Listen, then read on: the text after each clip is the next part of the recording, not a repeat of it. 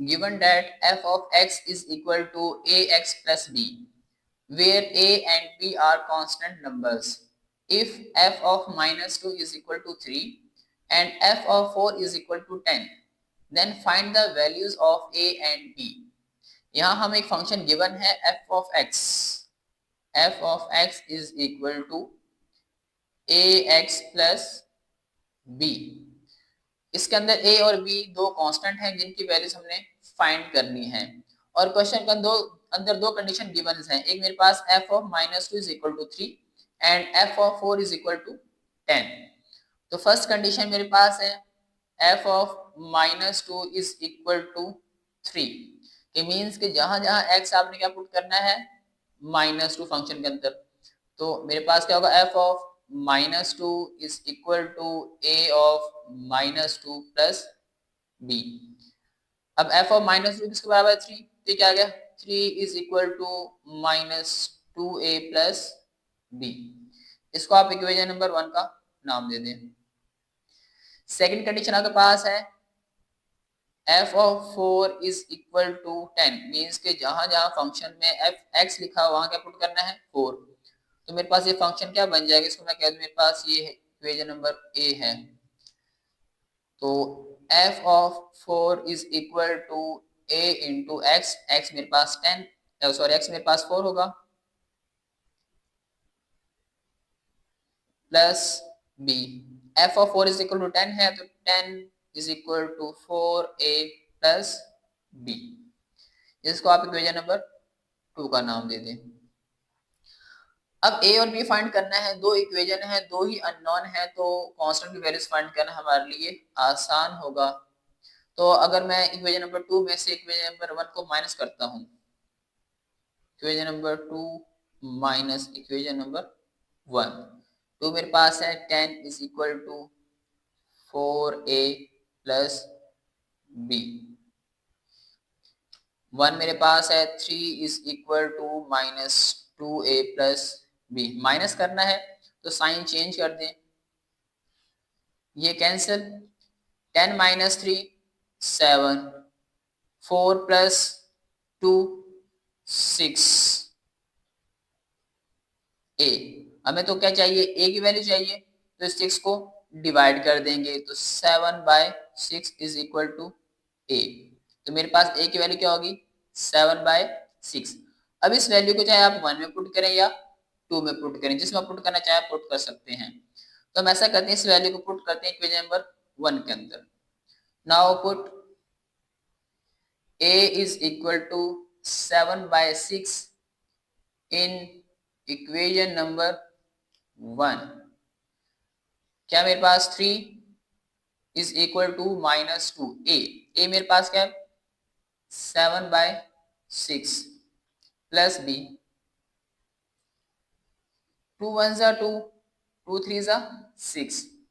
3 is equal to -7/3 plus b. अब इस -7/3 को इस तरफ ले गए तो पॉजिटिव होगा, plus 7/3 is equal to b. अब करना क्या है कि हमने एलसीएम, दो नंबर्स हैं ऐड हो रहे हैं और ये फ्रैक्शन में है, तो एलसीएम लेंगे. एलसीएम क्या आएगा 3.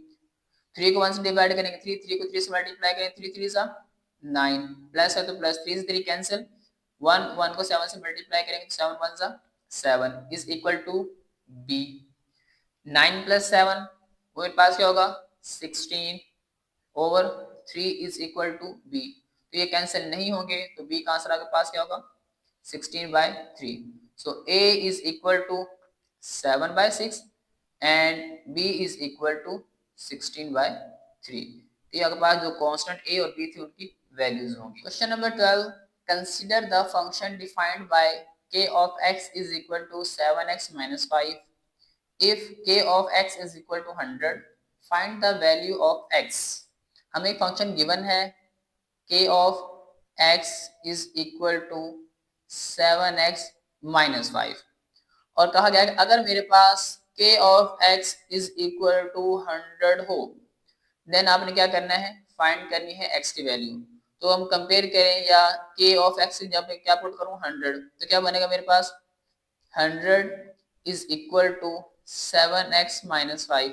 मुझे x चाहिए, इस माइनस 5 इस तरफ लेके आए तो ये प्लस 5 हो जाएगा, इज इक्वल टू 7x। इसको ऐड करेंगे तो मेरे पास होगा 105 इज इक्वल टू 7x। हमने क्या करना है, x फाइंड करना है, 7 को डिवाइड कर दें तो आपके पास 105 over 7 is equal to x। इसको डिवाइड करें कैंसिल होता है तो मेरे पास 7 1 7, 7 1 7 3 35, 7 5 35, 15 इज इक्वल टू x, या मैं कह सकता हूँ कि x इज इक्वल टू क्या आएगा 15। ये आपके पास आपका रिक्वायर्ड आंसर होगा। Question number 13, consider the function g of x is equal to mx square plus n where m and n are constant numbers.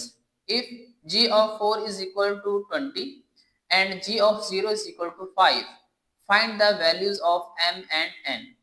तो इसमें फर्स्ट ऑफ ऑल हमें एक फंक्शन गिवन है g of x, g of x is equal to mx square plus n, जिसको आप equation number 1 का नाम दे दें। फिर एक कंडीशन में गिवन है कि अगर हमारे पास if g of 4 is equal to 20 हो, if g of 4 is equal to 20, it means that x की वैल्यू यहाँ पे क्या है 4। तो फंक्शन के अंदर आप x की वैल्यू 4 पुट करें, g of 4 is equal to m into x, x मेरे पास क्या है 4, उसका स्केयर प्लस n, तो g of 4 किसके बराबर है 20। नाउ 20 is equal to 4 का स्केयर, 4 को 4 से मल्टीप्लाई करेंगे 16 m प्लस n, इसको आप इक्वेशन नंबर 2 का नाम दे दें। फिर सेकंड कंडीशन हमारे पास है g of 0 is equal to 5। Now g of 0 is equal to 5, it means that x is equal to क्या मेरे पास 0, तो पुट कर दें यहाँ फंक्शन के अंदर g of 0 is equal to m into 0 whole square plus n। तो g of 0 5 है तो यहाँ मेरे पास 5, 0 का स्क्वायर क्या होगा 0 होगा और जो m से मल्टीप्लाई होगा तो वो भी 0 हो जाएगा, तो 0 प्लस n, तो n की वैल्यू मेरे पास क्या आएगी 5, n इज इक्वल टू 5। इस n की वैल्यू को पुट कर दें इक्वेशन नंबर 2 के अंदर। नाउ पुट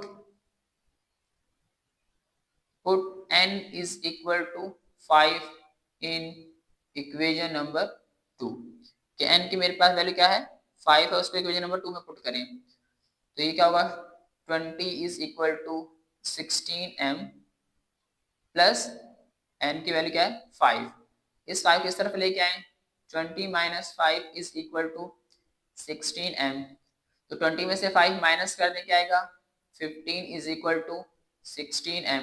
हमें तो m चाहिए तो 16 को डिवाइड कर दें, 15 by 16 is equal to m, तो m की वैल्यू मेरे पास क्या आई 15 by 16, so m is equal to 15 by 16 and n is equal to 5।